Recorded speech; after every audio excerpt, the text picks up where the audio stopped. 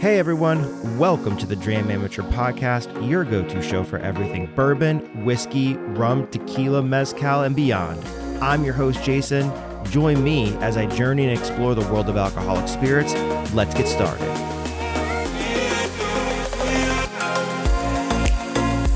All right, welcome back to the Dram Amateur Podcast, the show where we explore the stories, spirits, and sips that make the world of whiskey, bourbon, rum, tequila, and mezcal so exciting. I'm your host, Jason, and I'm thrilled to have you here for another pour of a great conversation. Before we dive in, don't forget to connect with me on Instagram, X, and Threads at Dram_amateur, and Facebook under the Dram Amateur Podcast to stay in the loop with exclusive content and updates. Whether you're a seasoned enthusiast or just starting your journey into the world of fine spirits, this is your spot to sip, learn, and share.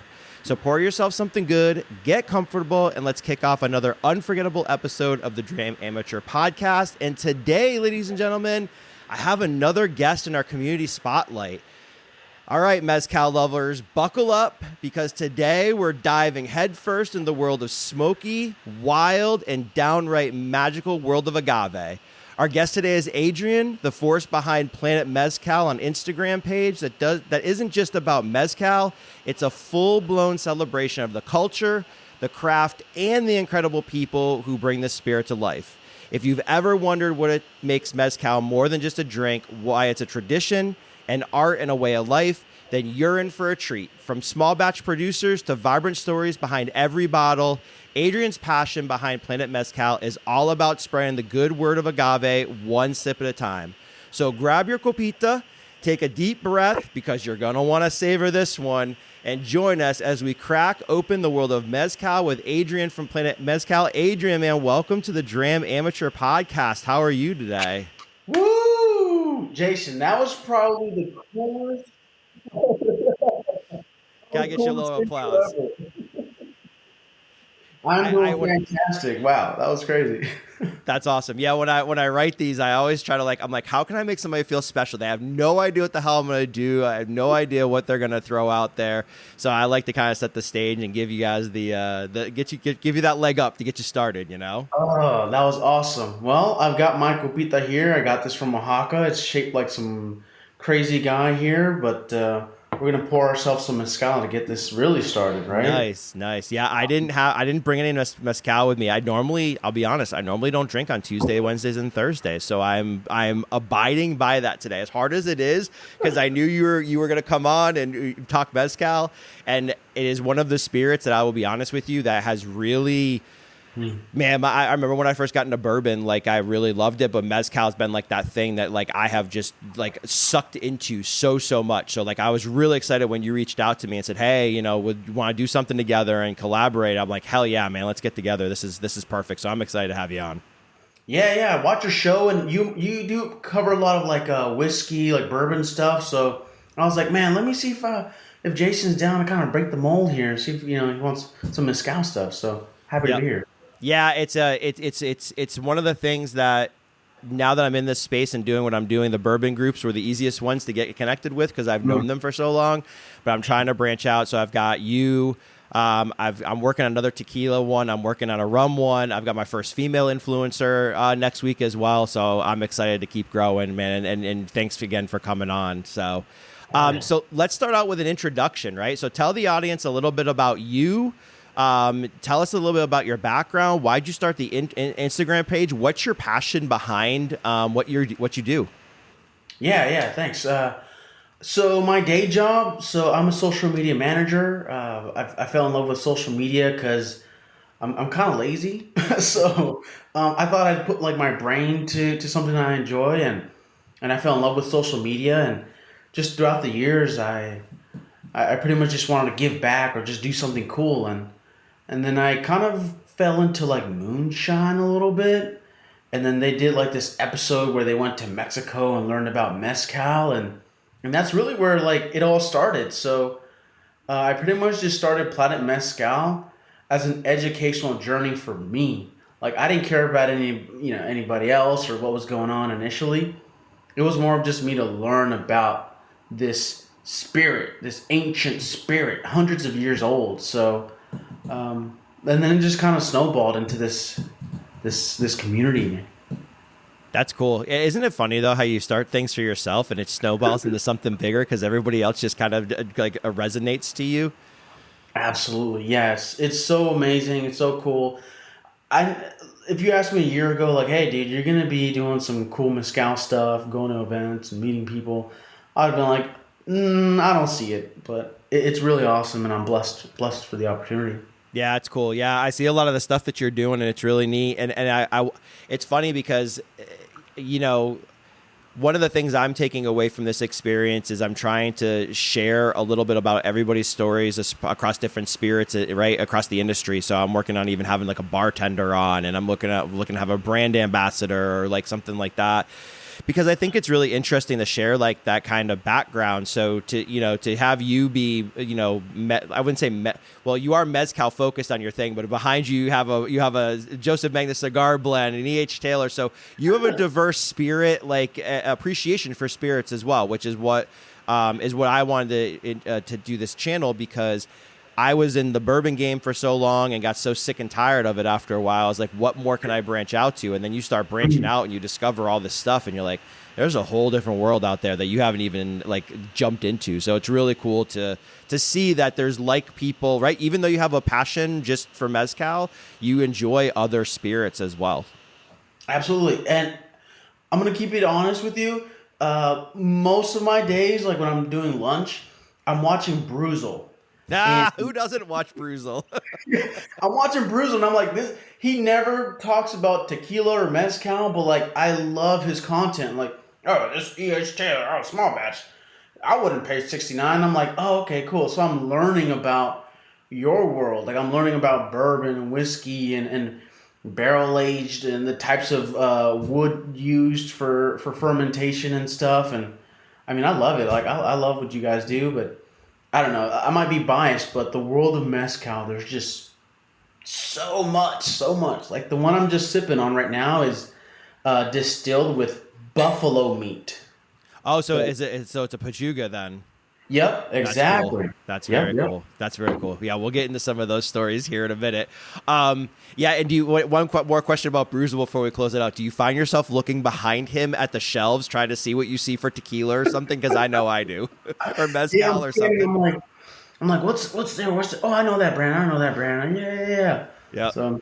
Yeah, there was there's one video, and I don't remember where he was. There were bottles of Cinco Sentidos, the colored labels, like the red ones and the blue ones, and I don't remember where he was, but it was like, why can I not find any of those? I'm like, I found the old yellow labels in Florida, a couple that were from Guerrero, but I haven't found the colored ones with like the red or the blue or something like that. So I saw those and I was like, oh, that's cool. I'm like, I gotta see where he's at.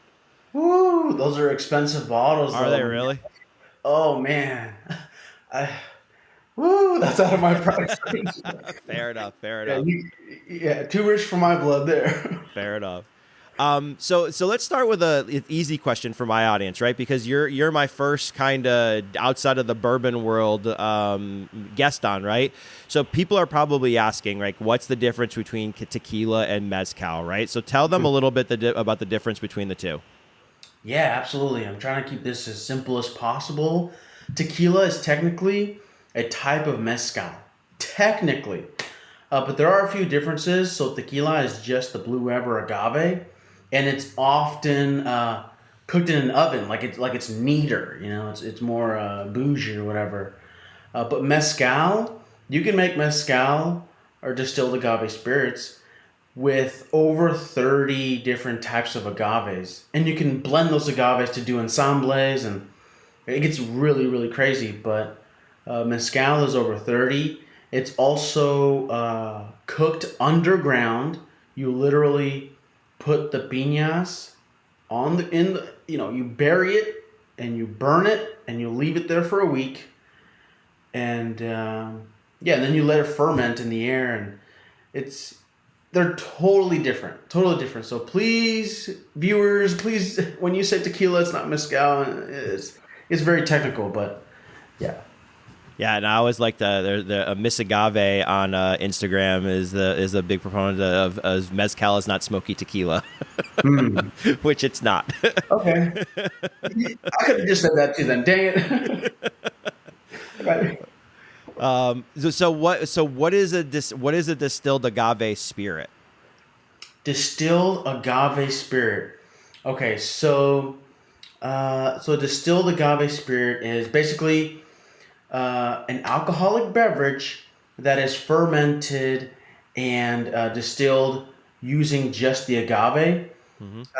Distilled agave doesn't necessarily have to be just tequila or mezcal. It can also be sotol, bacanora, and raicilla, and Yeah. other types of agave spirits. So just any alcoholic beverage distilled with just agaves. Okay. Very cool. You mentioned all the different variations of agave that they make with mezcal. Do you have a favorite? I know it's really probably a hard question to answer, but do you have a favorite agave? I'm gonna lean towards like the one that's the rarest, the one that just takes so many years and it's just so difficult to distill. It's one called Javali. Yep. Javali takes about 15 to 20 years. What's weird about it is the quiote shoots up. The quiote is like this huge pole thing that sprouts flowers once in its lifetime, and there's seeds on top. Um, it grows different because it just is just a furry pole instead of like the leaves. So that's different. And then when you distill it, you have to know what you're doing because it throws out like tons of bubbles, like a bubble bath. So it's totally unique. I love it, and That that'd probably be the one. that's cool. That's cool. I think I have a couple of those, if I'm not Ooh. mistaken. I'm pretty sure I do. I'd have to go back and look to see what I have. How many mezcals do you have in your collection? Is there a ton? I mean, I see several behind you. So how many total do you have? Oh man, so I got in this rabbit hole for like last year. So I've got probably 50, Okay. 50. Not too much, not too little. That's respectable. That's respectable. That's very respectable. Yeah, I've gotten to a point where like the fiance is like, she's giving me the eyes, like, you're getting there, you're getting there. My wife's the same way. She understands now, and my bottles that like my number of bottles I purchase have been very limited. I'm very selective with what I buy now because there's so many. And it's, to be honest with you, it's mostly mezcal and tequila that I'm looking for nowadays because I'm so burnt Oh, out on bourbon and everything like that. So that's what I look for the most. So being in the mezcal, right? Tell me about the first time you tasted mezcal. What was the experience like? Where did you do it? Did you have it with somebody? Just buy a bottle yourself? Talk to me a little bit about that experience. yeah, so I think my experience was a lot like most of the viewers. It was smoky.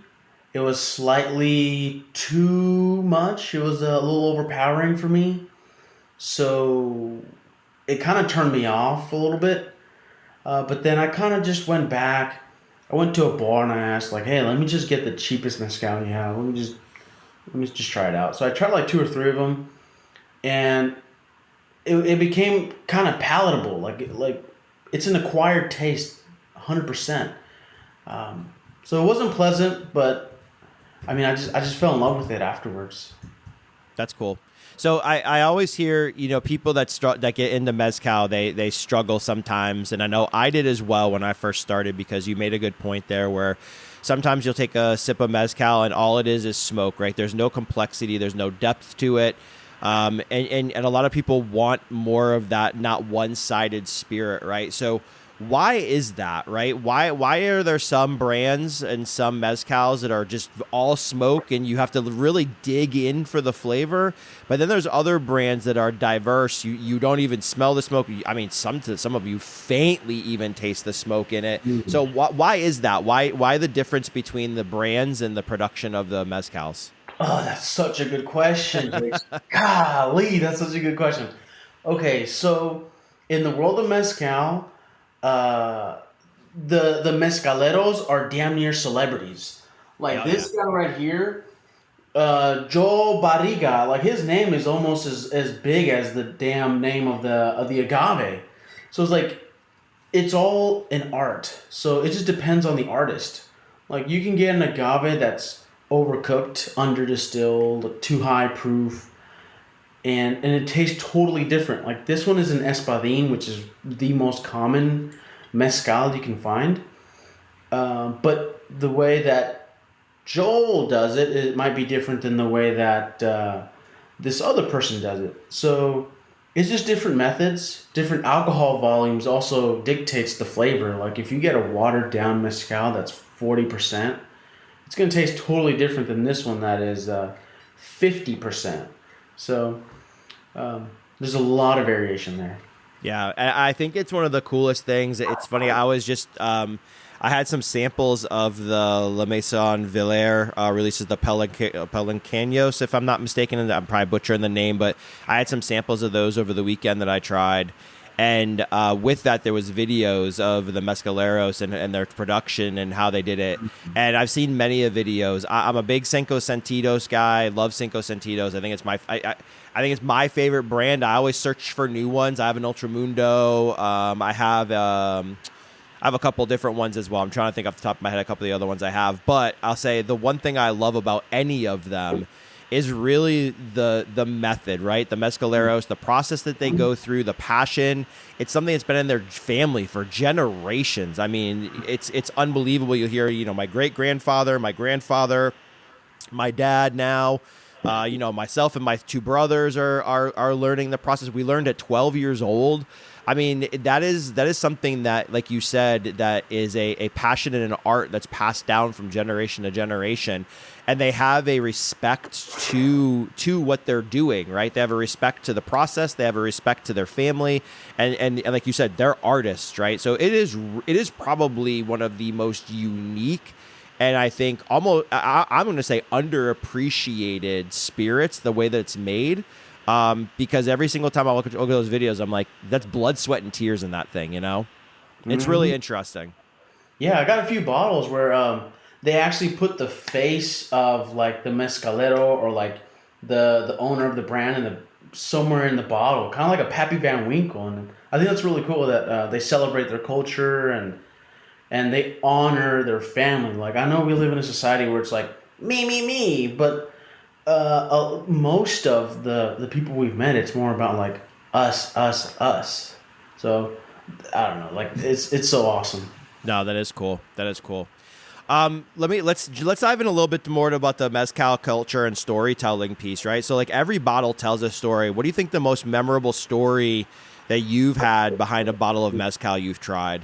Oh man. Okay, so there's this brand right here, Zinacatan. Zinacatan, man. Oh God. So these women mezcaleras, they work and distill and do all that good stuff. So women owned. What they do is, so they get the bats. So like, there's these bats in their towns that like go in, and I talked about the quiote earlier, where it flowers once in its lifetime. These bats go in and then they pollinate the other agaves and stuff. I don't know. It's so intriguing. But basically, they only do limited small batch production runs. Like they're not like, hey, how much can we squeeze out? How much agave can we produce? Like, let's produce year round. They're all just, we're going to do 100 bottles a year. That's it. Small batch. You get it. Cool. This is a celebration of our little town. This is not endangering the bats, and it's a women-owned business. And they've done they've done well. Like they went on like this world tour recently, just talking about their brand, talking about their experiences, and I don't know, it's awesome. So I mean, cool. It has so much going for it. That is pretty cool. Yeah, and you have access to brands where you're located. I'm in Georgia. I think you're over on the West Coast. You have access to brands that I don't see here. That bottle you showed me, never even seen that in my life, and I think that's why I like following your page, because at least I get to see things that I don't ever see before. That way, if I do stumble on something, I can say, "Hey, what did Adrian think of it? Give me feedback or something like that." So that's pretty cool to do that. I will say that there are more stores in the Georgia area that are focusing only on tequila and mezcal or heavily on those. So I am starting to see a changing tide here in the Georgia area with that. It's not every store, but there are a select few that want to specialize in that. So I'm hoping that brands like the one you just highlighted, we start to see more of those, not only out west, but also out east as well and across the entire U.S. That's good. Yeah, and I think one of the main goals for the brand owners in Mexico is to get the recognition they deserve, because I feel like a lot of them are getting undercut or underpaid.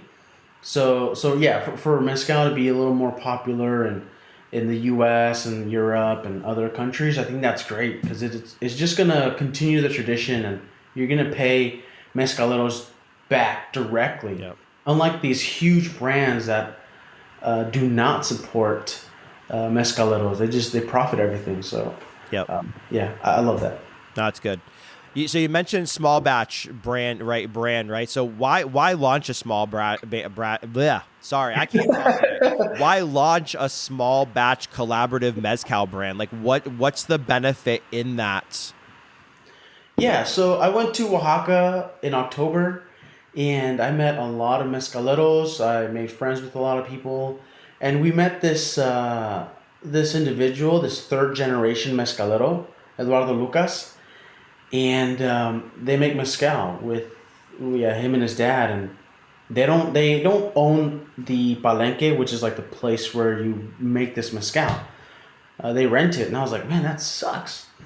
And I wanted to help, so I was like, well, hey, we're gonna work together.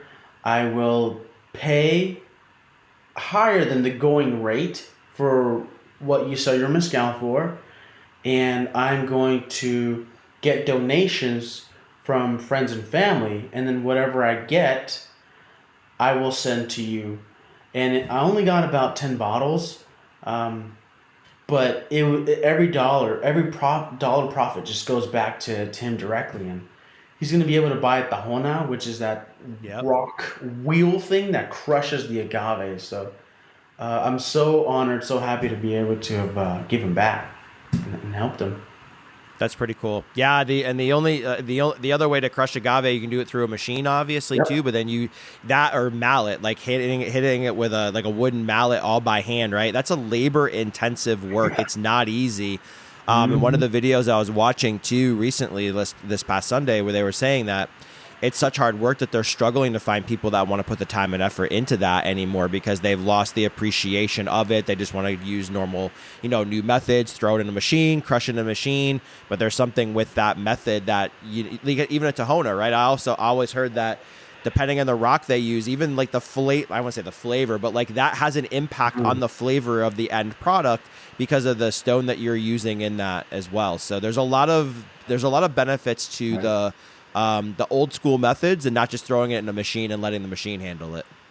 That's right. Yeah, we went to this palenque, and we literally saw these two guys like with a huge like mallet, like a huge stick thing, and they're just crushing, and I'm like, man, like that's old. Like, why don't you guys use the machine? Like, oh, we're doing mezcal the ancestral way. We don't want to do artisanal. We want to be authentic, how it was done hundreds of years ago. And I was like, I'll take 2 bottles. Give me all the bottles. Yeah, exactly. What role does mezcal play in Mexican culture beyond just being a drink? I think we've talked a little bit about it, but maybe dive a little deeper into that, especially with your experience, right? Going to Oaxaca. I think that's really cool that you got to do that. So tell me a little bit more about like what you experienced. Oh man. So I'm a first gen American. I was born here, and the only lived experience of Mexico was my upbringing with my family, and that was great. But then I visited Mexico a couple times, and boy, it was eye opening. And yeah, when I started, when I did moonshine, when I was drinking moonshine, I was like, oh, this is really cool. Like, this is American history. This is awesome. But then I learned about mezcal, and I was like, dude, this is like next level. Like, and it's done in Mexico. Like it originated in Mexico, and I was like, man, like this is dope. It's like if Steve Jobs had created the iPhone in Mexico. Like, dude. So for me, it's mezcal is like it's a celebration of Mexican ingenuity and entrepreneurship. Like man, like every bottle tells a story. Every bottle takes years, decades for it to just come to fruition. Like I don't want to beat down on bourbon or whiskey or anything, but like it takes decades for some of these mezcal bottles to be available to the public. And although it's super expensive, it's totally worth it. So to answer your question, like for me, it's a celebration of Mexico as a whole. And I don't drink mezcal when I'm stressed. I don't drink mezcal because I need to. Like I drink it in celebration. I drink it when I'm relaxed. I drink it just to amp up the vibe and yeah, it's honoring Mexico. No, that's really cool. No, it's the being, I've been to Mexico a couple times, Mexico City. Not, I haven't had the chance to go outside of Mexico City yet, unfortunately, just for business trips and everything.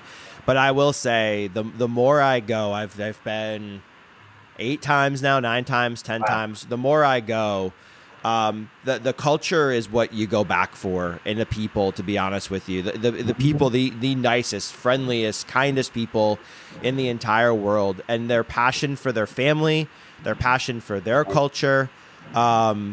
As an example, one of my team members always gives me something that was handmade in Mexico that I can bring home with me. So I have a pot that I bought back. She made me a runner now, or she had people that made a runner for a table. Her brother works for a corn where they make corn tortillas. She literally had her brother pick corn, make tortillas, and send me a box of corn tortillas from Mexico because they're my favorite things when I go to Mexico. So like that passion, right, is in every single person that I've come across in Mexico, and I'm sure that the mezcaleros have the same kind of passion behind what they do, and I think that's what makes me appreciate the art behind it, right? I think it's really unique. It's a unique part of culture that, yes, like you said, bourbon's a lot of that. There's a lot of that in bourbon and other spirits as well. But there's just something about watching somebody make that mezcal by hand, the process they go through, the blood, sweat, and tears to harvest the agave, to trim the agave. The story goes on and on and on. It's really impressive. It really, really is. Man, you gone to Mexico 8 times? You might be more Mexican than me. Oh, man. Fun fact, I spoke Spanish in high school fluently, and I lost every single ounce of it because I didn't use it. So I'm there for about a week, and I start picking things back up. I always tell them, I'm like, every 4 words I can pick up and put together a sentence. But definitely, would love to spend more time there. I this last time even going, I just got back 2 weeks ago. I told them, like, I wish I could come down more because it's just hanging with them and being a part of that family and culture. It makes me feel special. It makes me feel at home. It's a really unique experience for sure. Yeah, and on one note, you mentioned like that family vibe, and most of the mezcal, well, actually, all of the mezcal brands that I have here and distilled agave spirits are family owned. And I don't want to beat the dead horse, but it's like when you buy small brand mezcal, you're supporting families. Yep. But when you're buying like 400 Conejos, Casamigos, or other big box brand names that you can find anywhere, like that's like shareholder stuff. Like yep. Nobody, so you're supporting family. Yep. Find those brands that mean something. Find something that means something to you, and you can see that it means something to them as well, what they're producing. So it's really cool. You talked about mezcal being special and things like that. And Pachugo is something that is a very unique expression of mezcal. I found out about Pachugo one day. I'll be honest with you. I was sitting in a bar and I was flipping through Instagram and somebody mentions Pachugo, and I'm like, wait, Pachugo? I'm like, what the hell is that? So I start looking into it, and it was mezcal distilled with this one that I looked at was chicken, and I think it was berries, so like I think blueberries, strawberries, and things like that.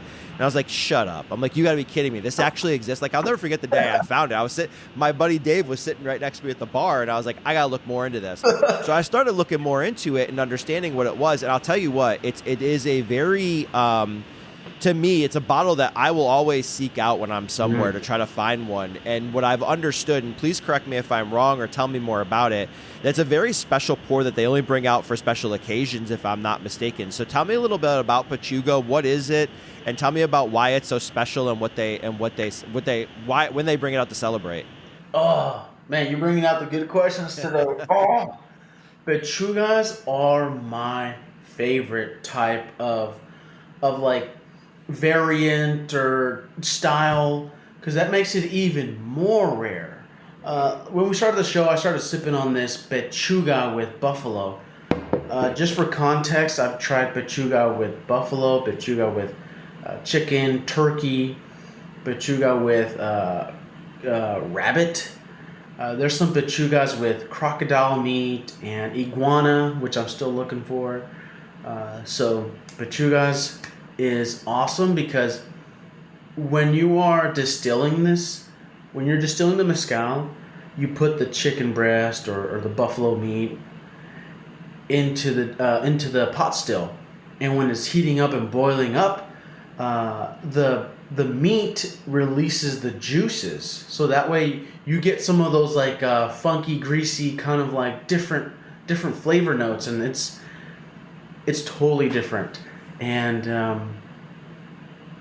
yeah, I don't know. I love it. And yeah, what you mentioned, the like Pechugas are mostly celebratory, and it is. It's only around Halloween, Dia de los Muertos. Yep. But it's gotten so damn popular that people are just making it year round, but also like other seasons outside of Halloween. That's cool. Yeah, the only ones I've had is with turkey and chicken. I know there's one with like brisket or like beef I've seen before. One of the chicken ones I have is with mole as well. So it's chicken, mole, nuts, and berries. I'll tell you what, that thing is crazy unique because there is like, I told my friends, I'm like, you got to try it. And they tried it. And it was like, I told them, I'm like, does your mouth feel like you're like chewing on like spearmint gum, but there's no spearmint? Like your mouth just gets cold. And they're like, yeah. I'm like, okay, I'm not alone because that was the first thing I experienced with it. I'm like, why is my mouth like 10 degrees colder when I took this sip than it was before? And it's just wild, man. It is absolutely wild. And again, an appreciation thing, right? Like, I brought mine. I have an older bottle that I brought over to my family's on Thanksgiving, right? And I shared the story with them, right? And said, hey, this is, they bring this out on special occasions. Like, it's really unique. Everyone just take a small sample of it. Like, that way we can say that we shared something amongst each other. And it's a really cool experience to know that you're sharing, again, a piece of culture and history with others that may not be experienced with that, but you're sharing the story behind it, how they've done it, why it's important to them, and then you're kind of experiencing the same thing. So I think it really is what makes these experiences through spirits very unique for sure. Yeah, and you're also trying something that's more rare, harder to find. You're adding to that level of complexity in the mezcal process that not many people get to taste. Like, I'm sure there's people that drink mezcal and have never tried Pechugas. So, man, props to you, man. That's good. Yeah, the chicken with mole. Oh God, that's good. When I told you like you said, when you jump into a rabbit hole, you jump into the rabbit hole. You start chasing it down for sure. But it's a good rabbit hole though. It pays off. Yeah. No, I'm not mad about it at all. I'm not mad about it at all. All right, so let's get into some personal journey and surprising discovery section here. A little bit more about you and some fun questions to answer. What do you think your most unexpected or eye-opening experience has been while learning about Mezcal? Whew. So, yeah, like I mentioned earlier, me and my fiance went to Oaxaca last October during Dia de los Muertos. And, damn, we visited a fifth-generation mezcalero. Mm-hmm. And we stayed with them for 3 nights. Wow. Just to really, get the for real experience of a mezcalero. And it was rough, guys. It was rough. And I'm not accustomed to it. I'll just say that. It was rough, humbling. But I didn't know just how much hard work it is to make mezcal. We went, so this guy, he's got like thousands of acres. This guy's But we went on his ATV. We drove for like 10 minutes into the side of a mountain, and it's not like nicely paved and stuff. Like, no, guys, like we were doing high knees across weeds and stuff. And then he was like, all right, here you go. So we're filming, taking photos, doing our thing. And then he was like, oh, do you want to try it? And I was like, yeah, sure. Babe, here, get the picture, babe, get the picture. But then we were there for like 3 hours. We were like, he thought we were just going, we thought we were just going for like photos and pictures, but no, like we were going there to work. So you harvested agave with him when you went? That's really cool. Yeah, we got a bunch of thorns stuck in our hands, and my fiance is so down. Like, there's a reason why I proposed to her. I love my lady, but she got a couple thorns herself, and yeah, I'm so grateful to have experienced that with her. But we were beat, and then when we went back to his guest home, which is nothing fancy, all right, there was no lights, no Wi-Fi, no running water, guys. So he said, we're gonna wake up at 2:30 in the morning so that we can cut the agave even further into pieces and then put them in the ground so we can start the fire and then bury it. And I was like, oh God, I was scared. I was like, oh shit, I've never woken up at 2:30. Nothing. Yeah, but that's a cool reason to wake up at 2:30. Let's be honest. It might be one of the coolest reasons. Oh man, I mean, yeah, looking back, yes. Yeah. So yeah, we did that, and yeah, oh my God, it was a lot of work, like, because you have to find the wood to start the fire, and then you put the rocks, which he already had, but we had to manually put every rock, thousands of rocks, into this hole, and then place the agave carefully, like a puzzle piece, after it was ignited. And then we put bagazo, which is like torn up, beat up agave. And then we shoveled dirt over it all, which took another couple hours. So my fiance said it best. She was like, babe, I can't believe we went to work on our vacation. So so all in all, I just don't think people appreciate mezcal enough to know just how much work it is. Yeah. So did you stay with him? Were you there long enough to pull all the agave out after it was roasted and then start breaking it down and like get it at least started in the distilling process or the fermentation process? Or how long did you guys stay? What'd you guys do? Great question. Yeah, thanks for asking. So we stayed with him for 3 nights. Okay. 3 days, 2 nights, I believe. So we only did the cutting the agave and then beginning the burning and burial. When you bury the agave that's being cooked underground, you got to leave it there for about a week, depending on the weather. So we didn't see it, we didn't. Fortunately, we didn't do the work to pull it out and then crush it and then ferment it and distill. But we did go to other palenques to see the next steps. That's cool. Yeah, one of the things I learned when I was watching the video the other day about the whole process was depending on the outside ambient temperature, the fermentation can take longer than expected. So if it's warm outside, it could take, I saw like 7 days, but then if it's cold outside, it could take another like 3 to 5 days, depending on how cold it is outside. So that was really interesting to me as well to see that. And I'm assuming that they do open air fermentation, right? From what I've seen as well, which is pretty cool because then you're getting wild yeasts that added to it as well. Yep. Which I've learned from the rum industry, like that's where a lot of the flavor comes from is that wild yeast. So it's really cool with the mezcal. You get the same kind of experience with that also.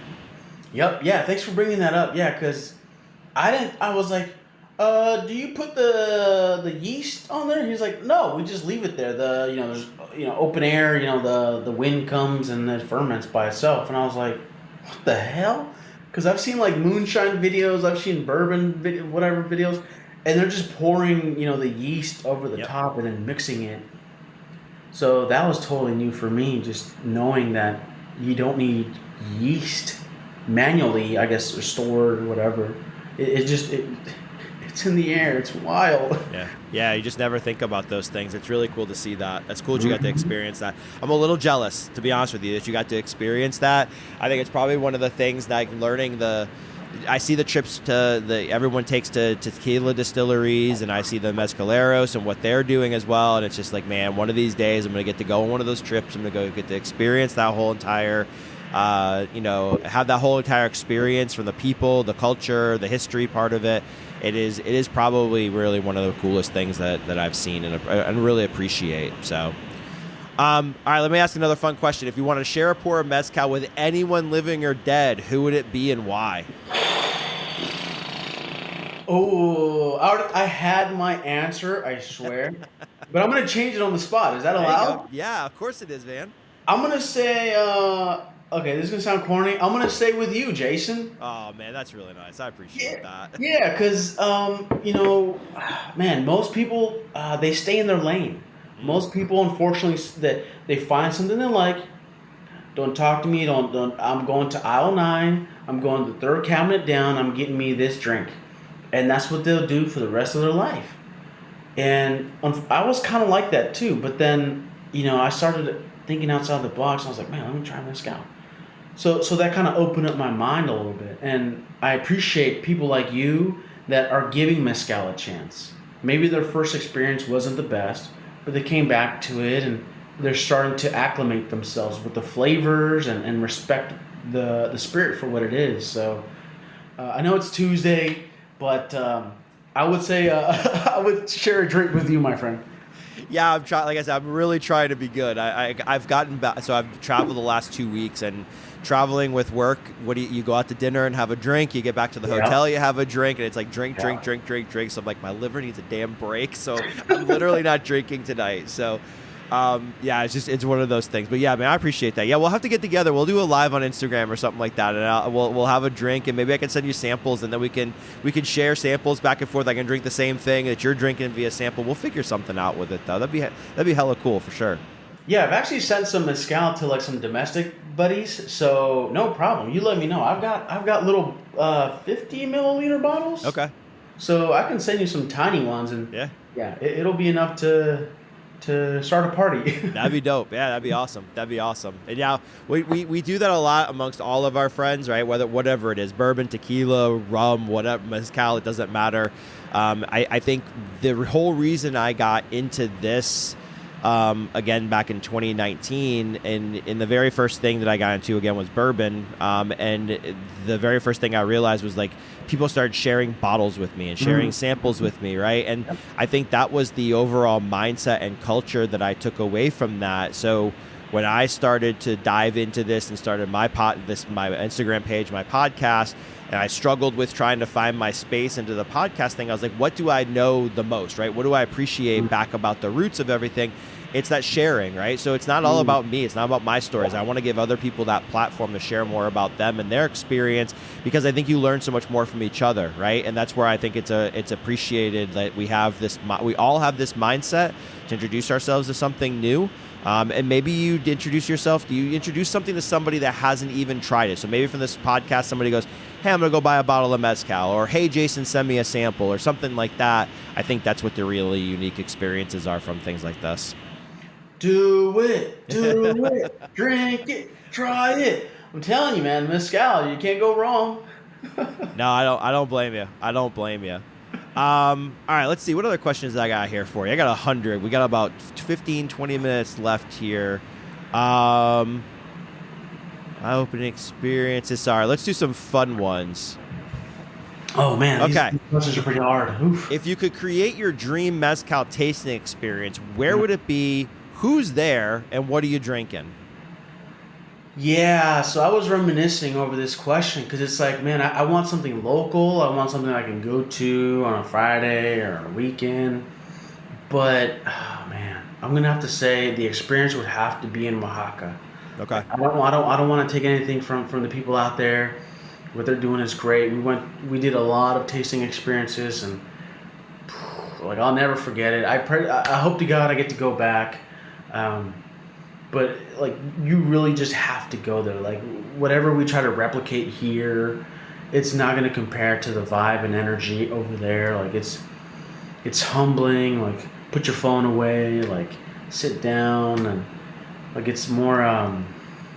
It's truly authentic. So the Yeah. experience would be just take me to a freaking mountain in Oaxaca with some agaves, give me some random uh, mezcal that some guy produced, and I'm cool with it. Like it doesn't have to be fancy. So Yeah, that's cool. No, I like that. No, again, you're going back to that passion, that culture, that what it's really truly about, right? And that's where your passion is for. And I like that.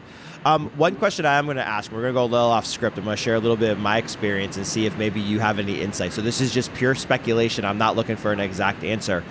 One of the things that disappoints me when I go to Mexico City all the time is that I do not see a lot of these brands that are behind you. I don't even see a lot of mezcal, and even the tequila is very limited, at least in Mexico City, from my experience.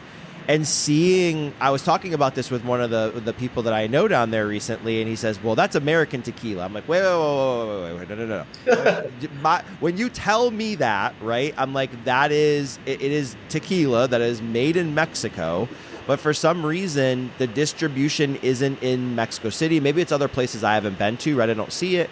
But I said I see this a lot, that like in the U.S., I have more of a ability to buy different spirits from different tequila and mezcal brands than you all have in Mexico, where it's all made and produced and bottled, the whole 9 yards. So it really surprises me. It really, really does. And I feel like I feel like one, they're taking a piece of their culture away and sending it to us, which is fantastic. I thank them for that every single day because I get to experience that. But I then think that like they don't, the true people that grew up in Mexico, live in Mexico City, whatever, they don't get to experience that. Do you have any insights on why that is? Is it just the market's not there in Mexico for that? Or you think it's more of an American thing? Do you think they make more money that way and that's why they do it? What's your insight into that? these are my opinions. Yeah, opinion. Yeah, all good. I'm going to say that, okay, an insight. Mexico City is one of the largest cities in the entire planet. Yep. It's very busy. Another insight, there has been an influx of other nationalities that have been infiltrating Mexico City.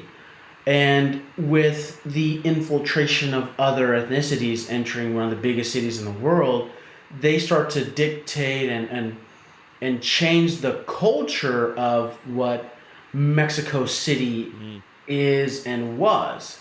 So someone from Australia or Delaware or France can come to Mexico City and they don't know these small brands. Oh, but they know Casamigos. Oh, Yeah. but they know whatever big known brand. So they start to request and prefer those brands and support those brands. So then you get like this sentiment shift of like, we're not going to support the small brands because I don't know them or trust them, but I'm going to support, I'm going to support this other brand. I'm going to support a Fireball because I know it. Whatever. Hey, Fireball. So I think there's kind of been like a narrative shift there, and I have a close friend that actually lives in Mexico City, and he hosts mezcal events. Oh, that's cool. He only really hosts one a year in his home city of Mexico City, and he's told me that there's 0 palenques in Mexico City. So there's just some opinions and insights into why I think small batch mezcal brands aren't more prominent in Mexico City.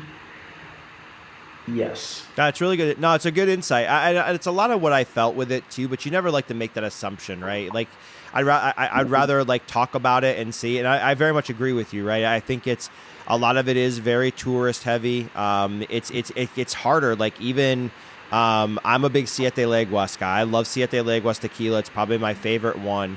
And it was one of the additive-free tequilas you could find in Mexico City. So I would go every single time and get Siete Leguas. This time I went and I struggled to find it. I went to a couple restaurants that I've been before and had it. and they didn't have it. And I'm like, what is going on? Like, why can I not get this anymore? So I had, not that I'm mad, I had to drink Maestro Dobel, or, they had Don Julio or Herradura, any of the big major brands. But you're right. I mean, that makes sense, right? A big tourist city like that, there is a shifting dynamic. A lot of U.S. businesses are moving to Mexico City now. A lot of offshore businesses are moving to Mexico City, and then that really diversifies the culture of the city in time as well. And then I think some of that influence then trickles down to other things within the culture and within the purchasing and what people buy. I even went to a liquor store, and I was actually surprised even walking to a liquor store. I'm like, there's nothing in here that I would like. I really, to be honest with you, I wanted to walk in and see Mezcal I've never seen before. And I was like excited. I'm like, okay, I got an extra. I can fit 2 bottles in my bag, right? I've got the tape for the bottles. I'm gonna pack it up. I'm gonna go ahead and do it. I found nothing. I was like wicked disappointed. And I was staying in Polanco too. So one of the nicer areas of Mexico City were a little bit more. I would think the diversity, like selection, might be a little bit more because it's a little bit. I wouldn't say higher end, but it's just a little bit more of a different vibe in Polanco, I think. Nice restaurants, all those kind of things. Businesses, a lot of businesses are there. And like, man, I was just disappointed. Even in tequila, I was like walking around going, this is it? Like, there's like a few brands that I'm aware of, but the other ones were all the big ones, Casamigos and all those. And I was like, man, I was really disappointed to see that.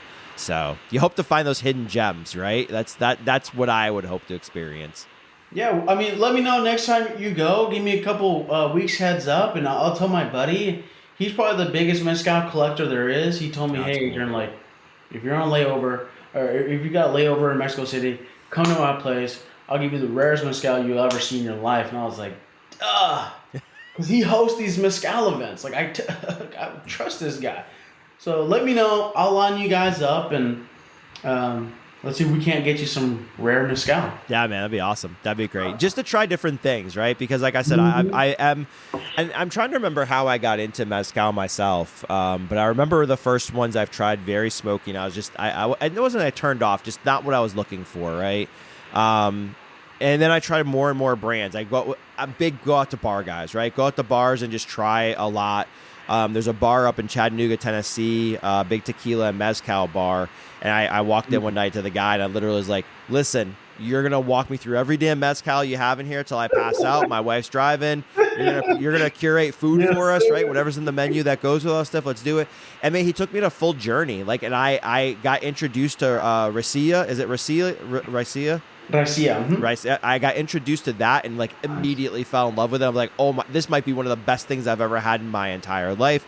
I got introduced to different mezcal brands I hadn't even seen before. So man, again, it's that, and he has a passion for it, just like me, right? He's like, let me tell you about this. Let me tell you what I know. So it's really cool to experience that together with somebody. Oh man, you got to rent a little studio, go there every weekend. I know, that'd be really good. That'd be really good.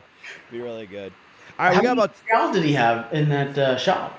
Well, it's at a restaurant in Chattanooga. It's called Little Coyote. Man, I will tell you right now, I went through at least 12 to 15 different bottles. And I was doing just 1 ounce pours, nothing big. Because I wanted to try as many as I could, and I didn't even get through all of them. When I went back the last time, I had 2 other mezcals and 2 other tequilas that I hadn't had. We're actually going back next weekend as well. But and there's some new things that he got in, and I'm going to bring him samples of all the ones I have because he hasn't had those yet either. So this very much is give and take between the two of us. But it's really cool because like I said, I've tried things I still can't even find on a shelf, to be honest with you. Oh man, 12? Yeah. 12 different types? Man, that's a good amount. Like, you probably tried a good flight. Yeah, I did have a couple good ones for sure. Did he show you the bottles? Because one thing I ask is, like, when I'm at a restaurant and I see something like I'm intrigued in, I'm like, can I see the bottle, please? And they don't hesitate. They're like, yeah, here you go. Because I think one thing I should mention is authentic mezcal, real mezcal, has every detail on the bottle. Like, Jesus. Like, a lot of tequilas don't do that. A lot of bourbons and whiskeys don't do that. Vodkas don't do that. Like transparency is key, man, is it not? Yeah, look at that. Exactly. Like, if you want to talk about transparency, like, This literally has a pen signature from the mezcalera. Like, come on now. Like, you can't. So, What's the brand of that one again? I gotta look for that. What's the brand on that one? Zinacatan. Okay. I'll DM you. I'll DM you on Okay. Yeah, Instagram. please. Yeah, please. I'll connect you with a bottle shop that's actually an ATL. Oh, Uh, really? Okay. yeah, they're one of the more bigger, more well-known Yep. shops, and the lady, she's a woman owner, and she Oh, does is it Instagram live. Ancestral Bottle Shop? And let me I check. think it is. Yeah, I haven't been there yet. It's about an hour and 15 from me because I'm north of the city. So Yep, yeah, dude, ancestral. I've got to go. Okay. I've messaged her, stayed in touch with her, like all of her stuff. Her selection is absolutely freaking killer. Every single time she's posted pictures, I'm like freezing it and zooming in. I'm like, what does she have? What does she have? So yeah, I just haven't. Actually, I'm on vacation next week. From work, so I probably just try to stop down there Monday through Wednesday before we head to Chattanooga, just because I want to introduce myself. I want to see what she has, and they do a lot of tastings. They do a lot of food pairings with a local restaurant that's down there too. So it's a pretty cool experience, to be honest with you. And she seems like she knows her shit for sure. Absolutely, yeah. Like I was telling my lady, I was like, babe, can we just go to ATL for this thing? And so if I'm in California trying to go to ATL for mezcal, I'm telling you, man, like Jason, you're gonna. I think it's worth it. I think it's gonna be worth it. Yeah, definitely. All right, well, let's go through some rapid fire questions before I get your closing thoughts and we wrap this up. Ready? You got your rapid fire. You got to loosen up and get warmed up. All right, so what's your go-to cocktail when you're not drinking mezcal? Oh, damn. I'd say sir, let me get an old fashioned. Okay, fair enough. One more question on that. How much of a deviation do you see between old fashions that are made? Like wild deviations, or are they pretty straightforward every single time you get them? Because I think it's my opinion on old fashions, as much as I love them, they are you can either get a crappy one, or you can get a good one, and you can get everything in between.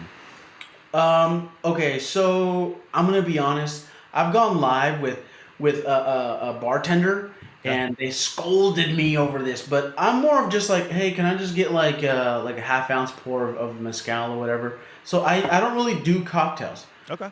but I will say there is some deviation in the way that old fashions are made. Um, there are a few places that I'm like, oh, that place has a really damn good old fashioned. And this place, I'm like, this shit is watered down. I'm not going here again. So, yeah.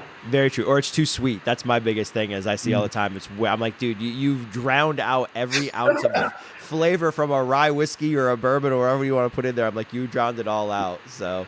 Yeah. I already know the answer to this question, but I'm going to ask it anyway, since it's rapid fire. If you could only drink mezcal from one region from the rest of your life, which would it be? One region, Santa Catarina Minas. Oh. They are, arguably, they are the ones that originated the Pachuga method. Oh, really? Okay. Yes. Okay. Is that in Oaxaca, or is Yep. that is okay? It is. Okay. Very Yep. cool. That is in Oaxaca. We went there. We visited three palenques. We saw the pechuga literally. Like actually, we saw a chicken being invested into that distillation process. So we saw the chicken furry to the chicken breast to the chicken distilled. So that was an honor. And yes, Santa That's cool. Catarina Minas. That's really cool. That's really cool. If you had to describe mezcal in 3 words, what would those 3 words be? Oh my God! I love it. That's a good one. What's the best place you've ever had a mezcal pour? Oh man. Oh, I got it. At home. Yeah. At Right. home. Yeah. Relax with your family, doing your vibe. Yeah, I hear you. That's a good answer, man. I appreciate that big time. I hate to limit it to 2. So if you want to go off script with the 2 options I give you, you are free to go it. Tacos or tamales, what's the best food to pair with mezcal? If there's something other than tacos or tamales, fire away. I'm all for it. Oh man. Okay. You gotta try mezcal and chocolate. Oh, yeah. I've heard about that. Okay. If you haven't done mezcal and chocolate, then do mezcal with oranges. You They haven't done? serve that. Yeah, with like tahini on top in a couple Yep. places. Okay. I Yep. haven't tried it. I haven't tried it. Do the orange first, then the mezcal. Yeah. Because then if you did the mezcal and then the orange, it might kill the aftertaste. And I love the aftertaste of mezcal. So Okay. pick your poison. Yeah, yeah. No, I'll have to try that. Yeah, that was something I just got introduced to in this last trip, Mm. because I always do the tequila sangrita, and I learned how to make my own sangrita from one of my favorite recipes in Mexico when we were there in Mexico Oh. City. So I remember Memorial Day weekend last year, I had my buddies come over and I had siete leguas and I made sangrita. I'm like, okay, you guys are gonna try like what this is like. When I experienced it in Mexico City, and it was a big hit. And then this time we went, my buddy was ordering mezcal. I forget what I was drinking at the time, but I didn't have any, and they brought back oranges, and I'm like, what the hell is this? He's like, oh, this is what they serve. So I was talking to the server, and that's what she shared with me. So I just recently found that out, like as of 2 weeks ago. So it's pretty cool to hear that. Yes, yes. Oranges. Try it out, guys. Okay, for sure. If you could travel anywhere right now to drink mezcal, where would you go? So you and a bottle of mezcal are going somewhere. Where do you want to go? Okay. So if I had a bottle of mezcal, I would probably. Oh man, I was gonna say Tokyo, but it's No? probably too busy. Like it's gonna stress me out. I probably would say. Ooh. Mm, damn, that's hard. That's tough. What's the one place you want to visit you haven't been yet before? Tokyo's a good one. What's another one maybe? You know what? I don't think there's ever been a person that's drank mezcal on top of Mount Everest. So I'll There say we go. Mount I like Everest. that. Yeah, yeah, yeah. There we go. I like that. I like that. I respect that. Good answer. Good answer. Good answer. You might only get like a half a sip in before you gotta head down the mountain, but at least you got something in, you know? What's the one thing that people do drinking mezcal that drives you crazy? There's gotta be a bad habit out there Oh somewhere. my god. Oh my god. Okay, I don't want to. So I've gone to plenty of mezcal events where they got their correct me, the Keurig, the glass, the what's the glass called? Like their Stanley Cup? No, like their tasting cup. Oh yeah, yeah, yeah, yeah. They just have their their tasting cup, whatever the hell it's called. I don't even know if there's a name to it, but I know what you're talking about. Keurig cup. Anyways, yeah, they Okay. get their cup and they swirl the mezcal. And I'm like, you're not supposed to swirl the mezcal. Like it's already ready to go. Yeah, yeah. Like It's just not bourbon, people. yeah, like you don't need to wake it up. It's not wine. Just pour it, smell it, you're ready to go. One other question off topic on this too. So one of the things I always see and tell the listeners. So they'll take the mezcal in the big tube and then they'll hold like a copita, right? And they'll drain it out and then the bubbles come up Oh. on the mezcal. Mhm. What is all? Because that you starting to see that more and more prominently on the internet. What is that? Why do they do that? Oh man, Jason, damn it. Jason, these are really good. Oh, dude. Okay. So mezcal is hundreds of years old. Like it is, if I'm not mistaken, it's like over 500 years old. Uh, so they didn't have these. I don't know what the term is. Thermometers, Yeah, whatever. there's a tool that you can measure the alcohol content of a spirit. That's right. Hundreds of years ago, they didn't have FM radio. They didn't have anything. So what they did, like I said, Mexicans are very entrepreneurial. They would suck up some of the agave using like a bamboo thing or something, and then pour it into like this jicara, like this little cup. And then depending on the amount of bubbles and how quickly those bubbles dissipated, they would be able to dictate damn near by the single digit percentage what the ABV level of the spirit is. So they still do it to, honor how it was done in the day. But I'm sure they use those technical meters nowadays. Yep, I've seen a lot of those videos more and more. So as I'm asking you these questions, I'm trying to think of different things, and I thought that would be pretty cool to talk about. So thanks for sharing on that one. Mm-hmm. Let's see, what's the weirdest way you've ever seen mezcal served?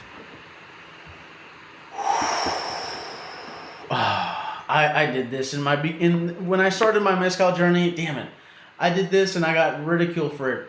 I actually used to put ice in my mezcal Yeah. because it was just too damn strong. Like I said, I mean, I'll be the first to mention, like, I got started with mezcal very low proof, like 40%, 35%, and whatever. But I did put ice and then poured the mezcal just to kind of just make it more palatable for me. So. Yep. Yep. Understood. All right, two more off script, and then we'll close out. If you were to have, if somebody comes to you and say, "Hey, I need an entry bottle of mezcal," right?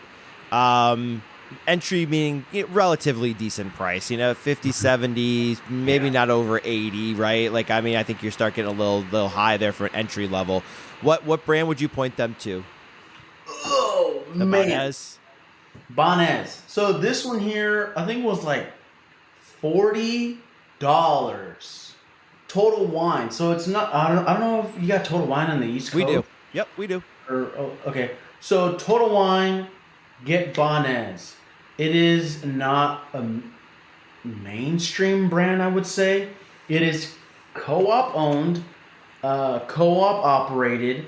What they do is it's a collective. So different families produce the mezcal, and then together they form Bonez so that they can compete with these big brand investor celebrity brands to make it more affordable for you and I. So it's affordable. You're supporting mezcalero families, and it's damn good. That's cool. Bonez, do Bonez. Okay. If somebody were to buy like a special bottle, like if you were to find something, or maybe like a higher end bottle, what's something you've tried that you would say, "Hey, go give this one a shot"? Of Bonez? No. Just any mezcal. Like, what's like one of the, like a special one or something like that you'd be like, "Hey, you got to go try this one." Like, if you see this bottle, yeah, it's gonna be a little bit tight on your budget. Yeah, you might cringe a little bit. But this is the bottle you might want to buy. Damn. Okay, there's so many, man. There's so many. I know, and there is. The selection of Rey Campero is out of this world.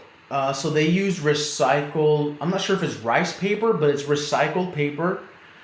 They got all the information in the back of the bottle. Look at that. It looks like a spreadsheet from a 9-to-5 job. Yeah.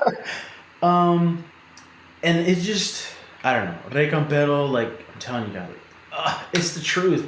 This one here is an espadín, but it's like distilled with, I don't know if you've heard of pulque. No, I haven't. Okay, I've never tried it, but pulque is like this nectar type of little milky substance that comes from one specific type of agave, salmiana. Okay. What they do is they like drill a hole, and then like every day you get like this sappy kind of watery texture that is produced in the agave. So they drain it out, and then this one they actually use that like milky substance, mixed it with the espadín, poured in there, and then they distilled it. So I'm telling you, Rey Campero is out of this world, guys. That's pretty cool. Yeah, Rey Campero. Very cool. Very cool. High end. Very, very cool. Expensive. Thanks for sharing those. Those are good. No, that gives everybody something to look for, and then they can start poking around and seeing. So, all right, let's go through closing thoughts. So 3 questions here. If you had to sum up your philosophy on mezcal in one sentence, what would it be? When you drink mezcal, you are drinking the embodiment of Mexico culture. I like that. I agree with you on that too. I really, really, truly do. That's trademark shit. I thought of that. Put that on a t-shirt, man. There you go. You got t-shirt biz now. All right. So what's next for you in your work with mezcal, right? What do you have going on now and maybe sometime in the near future? Yeah. So next month in April, I'm going to the California Agave Council Symposium. It isn't mezcal. It is. They're going to talk about agaves. They're going to talk about distilled agave spirits, and it's going to be great. We're going to shoot a lot of content. We're just going to keep posting content. Yeah, I don't know. Like I said, I work in social media, and I'm just kind of having fun with this. It's more of a passion project. Like, I don't have strict deadlines. Like, if a buddy invites me to his restaurant, I'll go check it out. Off script, Jason. Sorry, I have to mention this. Mezcal, and I got scolded for this too. So mezcal is only technically for certain regions of Mexico. If an agave is distilled in the US or Australia or South Africa, it would have to be called distilled agave spirits. So if you're buying an agave spirit that is from the US, it cannot be called mezcal. I learned that the hard way. So if you're purchasing a bottle that says mezcal, just know that it is from Mexico and from the certain states. I think it's 7 states that are allowed to call their distilled agave spirit mezcal. Because you do have some states in Mexico that they could do everything the same through the mezcal process, but it will not be considered mezcal because it doesn't fall into those states within Mexico. Yep. Yeah, it's Thought called that was distillation de agave. Yeah, thought that was very important to mention. It is. No, that it's a very important thing to mention. Very, very good to share. All right, where can people find you and follow you to learn more about mezcal? Go ahead and pimp your brand. Go for it. Let's pimp my ride. Okay. Planet Mezcal. We're Planet Mezcal on Facebook, Instagram, Threads. Facebook, Instagram, and Threads right now. We did want to explore TikTok, but we're uncertain with how things might go. So it might be a little too much of a lift with a two-person crew. So yeah, just look us up. We're at planetmezcal.com also. So check us out. Got a website too, man. I need to get a damn website. That's cool as hell. Yeah. So like $8 from GoDaddy. So there you go. I need to look into that. Well, man, thanks for coming on. I really appreciate it. I'm really glad you reached out. I'm really glad we got connected. We need to stay connected because we share a passion. You know a hell of a lot more than I do. I will be honest with you with that, but I respect that. And I think one of these things about this nice little passion project for me is learning from other people, right? I don't know everything. I'm not even going to pretend to know everything. That's why I'm the Dram amateur. But it's through people like you that I learn new things, get introduced to new spirits. I just got introduced to new brands tonight, which is really nice. So then it gives me something to go explore, man. So thanks for taking time out of your night and hanging out with me for a little bit. Thank you so much, Jason. This was an honor and privilege. Thank you for opening up the door a little bit to your crew of bourbon and whiskey and all these other alcoholic sippers here. So I appreciate the platform. And an amateur is not a master of all, but they are, they're curious into exploring other worlds. And I think in this day and age, it's so important to at least be open-minded to exploring new things. So I admire the amateur. No, I appreciate that, man. Thank you very much. All right, well, that's a wrap on this episode of the Dram Amateur Podcast. A huge thank you to Adrian from Planet Mezcal for joining the podcast, and to all of you for tuning in, sipping along, and being part of this amazing community. If you enjoyed the show, please take a moment to like, share, and leave a review.